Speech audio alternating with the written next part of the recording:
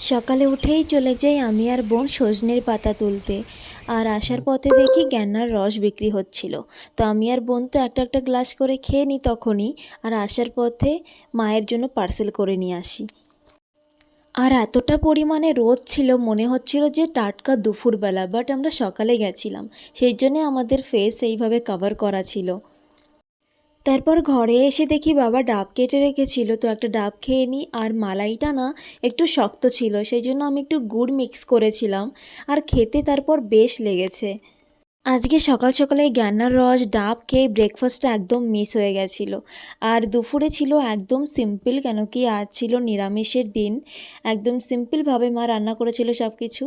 তারপর খাওয়া দাওয়া করে মাকে একটু নেল পলিশ লাগিয়ে দিই। তারপর আমি রেডি হয়ে একদম চলে যাই জিমে।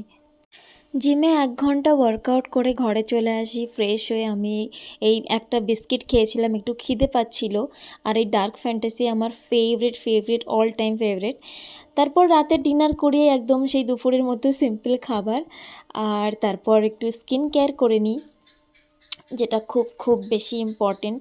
আজ দিনটা না খুব বেশি সুদিং ছিল, মানে সকাল সকাল উঠলে খুবই বেশি ভালো লাগে। আর সব দিন ওঠা হয় না, তো আজকের দিনটা খুব বেশি ভালো ছিল। আশা করি তোমাদের আমার এই ছোটো ছোটো ভিডিওগুলো ভালো লাগে। ভালো লাগলে লাইক শেয়ার কমেন্ট করে দিও।